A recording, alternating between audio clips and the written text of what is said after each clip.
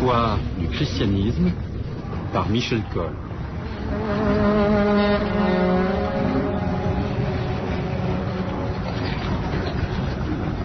L'Europe des moines blancs.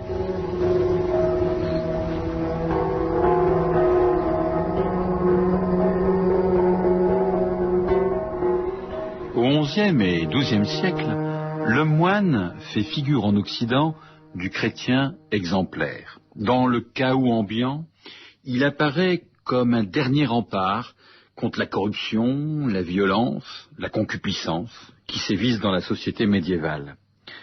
L'Église catholique n'est pas épargnée par cette déliquescence morale et spirituelle. Les évêques, nommés par les rois, accumulent des terres et des fortunes au mépris de l'idéal évangélique du partage. Certains prélats entretiennent même une armée. L'appât du gain en amène à acheter les charges les plus lucratives, c'est-à-dire les sièges épiscopaux aux rendements les plus juteux. Le délit de simonie, qui mercantilise les fonctions du clergé, fait rage. Pour achever le tableau, des évêques ont des épouses et des enfants, violant sans vergogne la discipline catholique du célibat ecclésiastique. À Rome, l'aristocratie s'est emparée des leviers de commande, la papauté s'enlise dans les intrigues, la médiocrité et la débauche. Des papes ont des maîtresses et des descendants qui leur succèdent sur le trône de Saint-Pierre. Des historiens ont qualifié cette époque de siècle de fer et de plomb. Ils n'ont pas tout à fait tort, sauf que de ce marasme et de ce désordre va surgir la plus belle aventure spirituelle que l'Europe ait connue, celle des moines blancs cisterciens. Blancs parce qu'ils portent un vêtement blanc fait de laine non teinte, en signe de simplicité. Ils vont essaimer dans toute l'Europe, de l'Espagne et l'Italie jusqu'en Norvège et jusqu'au golfe de Finlande. Ils vont redonner une force d'âme à une chrétienté médiévale, à commencer à la France, d'où est partie cette extraordinaire envolée monastique. Pourtant, c'est en Orient que l'aventure monastique est née, comme du reste celle du christianisme. Le mot moine apparaît pour la première fois dans l'évangile de Thomas, un texte gnostique du IIe siècle. Du mot grec monakos, il souligne la condition à la fois de célibataire et d'isolement de celui qui voue sa vie à louer Dieu. Le premier mouvement monastique voit le jour au IIIe siècle dans les déserts de Basse-Égypte et de Thébaïde. Le monachisme s'installe en Occident à partir du IVe siècle. Un évêque égyptien, exilé à Rome, puis à Trèves, Athanase, raconte à ses hôtes les merveilles du monachisme sur les bords du Nil. Son témoignage fait école. Au Ve et VIe siècle, 3 noms dominent l'implantation du monachisme en Europe: Martin de Tours, fondateur des abbayes de Ligugé et de Marmoutier en Gaule, l'Irlandais Colomba, qui établit un monastère fameux à Luxeuil, et enfin Benoît de Nursie, le fondateur de l'ordre bénédictin, d'où va surgir l'aventure cistercienne. Qui est Benoît de Nursie? Benoît naît dans les années 480 à Nursie, dans les Apennins. Ses parents sont de la petite noblesse provinciale. À Rome, où il étudie, il est dégoûté par la violence et la corruption qui l'entourent. Il se retire en solitaire dans une région montagneuse, à Subiaco. Son charisme attire de nombreux disciples et il les répartit dans 12 petits monastères dirigés chacun par un abbé. Dans le XIIIe, il assure lui-même la formation des novices et l'administration de l'ensemble. Vers 530, il fonde à une centaine de kilomètres, sur les ruines d'un temple dédié à Jupiter, le monastère du Mont Cassin. Il y organise une vie communautaire consacrée à la prière liturgique, à la lectio divina, c'est-à-dire à la lecture méditative des Écritures. Et on n'oublie pas le travail manuel. Ils seront vraiment moines quand ils vivront du travail de leurs mains, à l'exemple de nos pères et des apôtres, écrit Benoît. Il demande aussi à ses frères de vivre les vertus monastiques, de l'obéissance, de l'humilité et de l'abandon à Dieu. Il meurt en 547 après avoir écrit noir sur blanc la règle qui porte son nom. La règle de Saint Benoît se répand d'abord en Angleterre, qui est évangélisée par des moines envoyés par le pape Grégoire, admirateur et biographe de Benoît. Ensuite, grâce à la codification d'un moine originaire de Montpellier, Benoît d'Agnan, et à la volonté de Charlemagne, la règle de Saint Benoît s'impose à tous les monastères de l'Occident. Au XIIe siècle, l'ordre des bénédictins représente en France 2000 abbayes et 2000 prieurés. En Europe, les abbayes bénédictines dépassent le nombre de 100 000.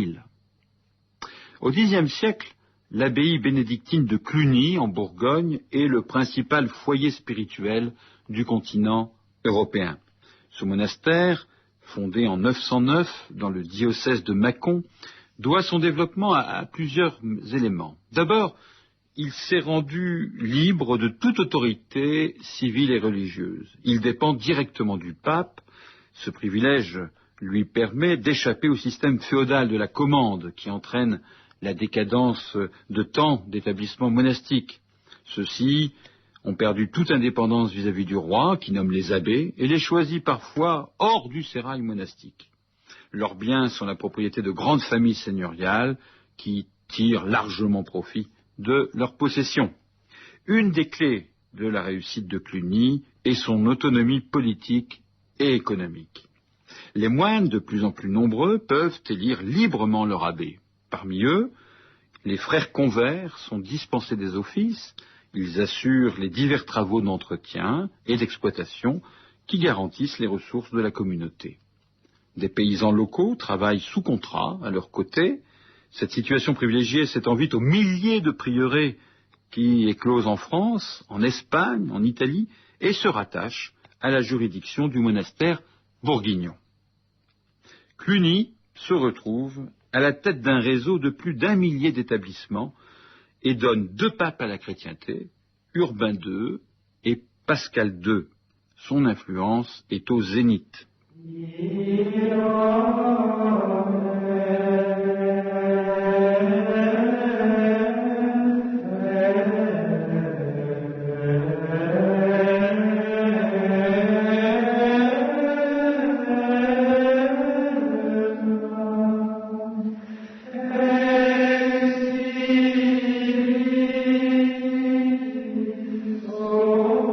L'autre facteur de réussite de Cluny, c'est la beauté de sa liturgie et la vie fervente des moines. Ils chantent les offices en grégorien, le plein chant codifié au 7e siècle par le pape Grégoire le Grand. C'est le chant liturgique par excellence de l'Église latine. Leur vie de tous les jours est centrée sur la prière, la louange. Elle absorbe la majeure partie de leur journée. Le rayonnement spirituel de Cluny atteint son apogée en 1095 avec la consécration de l'église abbatiale par un ancien moine clunisien devenu pape, Urbain II. Elle est le plus grand édifice de la chrétienté et elle va le rester jusqu'à la construction de la basilique Saint-Pierre de Rome. Au XIIe siècle, les fastes de Cluny, ces somptueuses liturgies et l'enrichissement des moines suscitent des critiques et des réactions. Au milieu du XIe siècle, Bruno, un Rhénan, prône une conversion radicale des mœurs monastiques. Lui-même se distingue en refusant la mitre qu'on lui offre à Reims. Il se retire dans un ermitage dans les Alpes et fonde l'un des ordres contemplatifs les plus mythiques, les Chartreux. Jamais réformé, jamais déformé, proclame la devise de ces moines qui combinent à la fois un idéal de silence et de solitude avec une vie communautaire. La réforme cistercienne n'est plus très loin. Elle est l'œuvre au XIIe siècle de 2 personnages, Robert de Molesme et surtout Bernard de Clairvaux. Cistercien vient de Cîteaux, à un mot près de Beaune, en Côte d'Or. C'est le lieu choisi par Robert de Molesme en 1098 pour y installer une vingtaine de moines, désireux de retrouver l'épure de la règle bénédictine pervertie par Cluny. une vie austère, de dépouillement, alliant la prière et le travail. Les postulants, attirés par ce rejet du modèle clunisien, affluent aux portes du monastère. En 1112, il faut ériger de nouvelles abbayes, La Ferté, Pontigny, Morimont, Clairvaux. Robert de Molesme et ses successeurs doivent bientôt répondre aux critiques provoquées par la prétention de Cîteaux à rendre sa pureté originelle à la règle bénédictine. Quand Cluny recrutait principalement dans l'aristocratie, Cîteaux accueille de modestes chevaliers, ni trop riches, ni trop puissants. Alors apparaît Bernard, un fils de moyenne noblesse bourguignonne. Il entre à 22 ans à l'abbaye de Cîteaux avec plusieurs autres membres de sa famille. C'est une conception toute féodale du clan. 3 ans plus tard, en 1195, il est envoyé à Clairvaux pour fonder l'une des toutes premières abbayes filles de Cîteaux. Elle ne compte que 12 moines, dont 7 sont ses parents. Le nom de Clairvaux restera attaché à son prénom. Il y réussit en effet si bien comme abbé qu'il donne un élan prodigieux à l'ordre nouveau.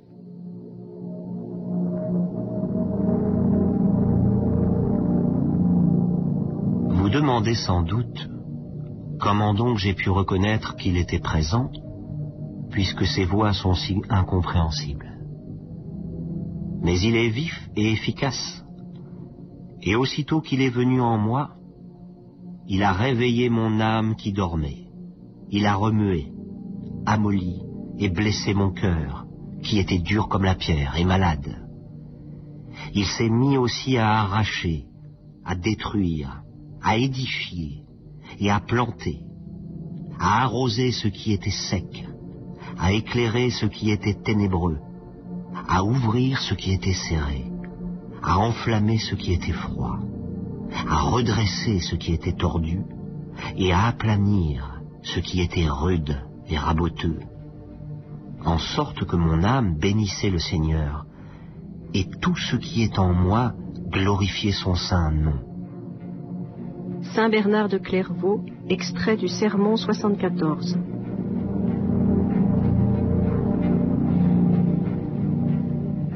Bernard est à la fois un politique, un mystique et un écrivain.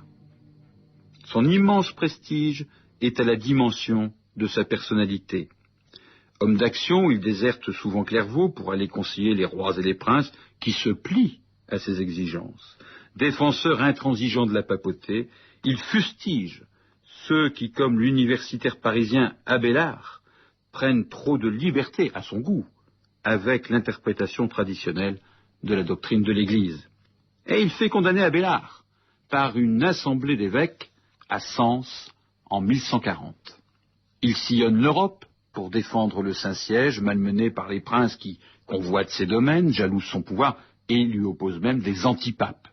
Il impose ses candidats à l'épiscopat et un de ses moines monte sur le trône de Saint-Pierre, Eugène III. Quand celui-ci prêche la deuxième croisade en 1145 à Vézelay, c'est Bernard qui déclenche l'enthousiasme et convainc les hésitants. Moine et fantassin de la foi, il encourage de toutes ses forces la formation de l'ordre militaire des Templiers. Nous sommes ici comme des guerriers sous la tente, cherchant à conquérir le ciel par la violence, écrit-il dans son éloge de la nouvelle chevalerie. Bernard est une force de la nature, un caractère entier, passionné et véhément, capable d'insensibilité, parfois. Le phénomène cistercien révolutionne les mentalités de l'époque. Il renouvelle les économies locales et amorce la transformation du système féodal. 2 mots-clés résument ce qu'il est possible d'appeler la culture cistercienne. Efficacité, simplicité. Ce modèle fonctionne dans plusieurs registres. En architecture, les cisterciens encouragent le passage de l'art roman à l'arc brisé. Ils propagent en Europe un modèle standard de construction qui fait toujours l'émerveillement des visiteurs de leurs abbayes et de leurs églises, qui ressemblent, comme à Pontigny, dans l'Yonne, à de grands vaisseaux blancs échoués dans les champs. Nudité de la pierre blanche, absence de décoration, jeu discret d'ombres et de lumière, diffusé par des vitraux sans couleur, tout est facteur de paix, d'intériorité. Rien ne doit retenir l'esprit du moine qui, à l'instar des premiers moines dans le désert, est venu là pour chercher Dieu.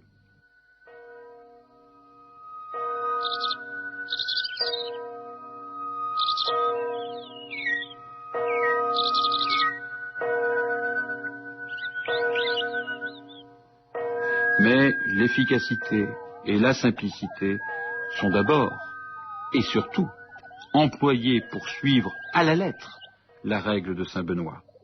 L'enluminure cistercienne est un bon exemple de cette volonté d'humilité.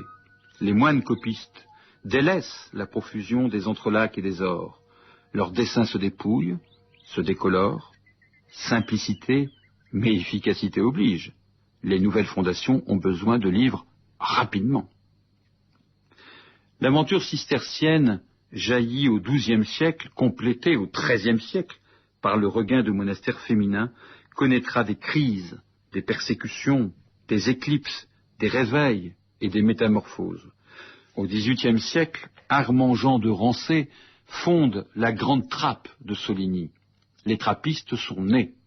Au XIXe siècle, Don de Lestrange, chez les trappistes, et Don Guéranger, chez les bénédictins, sont les artisans d'un renouveau monastique. Comme toujours, ils prônent un retour à l'esprit originel de la vocation monacale, celui auquel se soumettent depuis un millénaire les disciples de saint Benoît, en prononçant leurs trois vœux: la stabilité, c'est-à-dire fidélité à leur communauté d'accueil, l'obéissance à Dieu et à leur père abbé, et la conversion des mœurs. Au seuil du troisième millénaire, cisterciens et bénédictins confondus représentent environ 158 monastères masculins et 156 monastères féminins répartis sur les 5 continents. En 1996, 7 moines trappistes du monastère cistercien de Tibérine, en Algérie, étaient assassinés par des terroristes. L'une des victimes, frère Christophe, avait consigné dans ses cahiers le sens de sa vocation. Tu es mon Christ, il n'y a rien d'autre. 8 siècles auparavant, Bernard de Clairvaux écrivait: la mesure d'aimer Dieu, c'est de l'aimer sans mesure. Dio vi benedica, figlioli. Addio. Io parto da voi con la persona. Però vi lascio il mio cuore. Addio, fratello Signore. Addio, fratello albero che ci ospitasti sotto la tua ombra. Addio, terra benedetta. Addio, fratelli cellini. Addio. Addio.